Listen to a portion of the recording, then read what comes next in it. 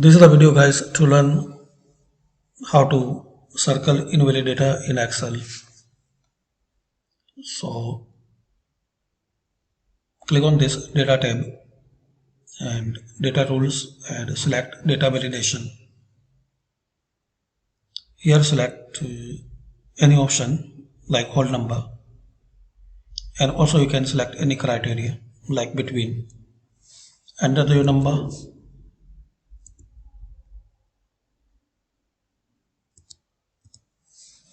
then click on OK.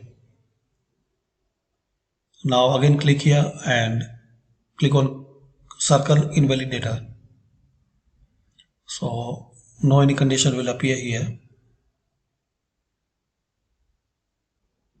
Circle invalid data. So firstly guys, you select this data. Now data validation, select any criteria like whole number. Also select any data like between. Now enter your minimum number and maximum. Then click on OK. If you change the criteria, so it will be invalid.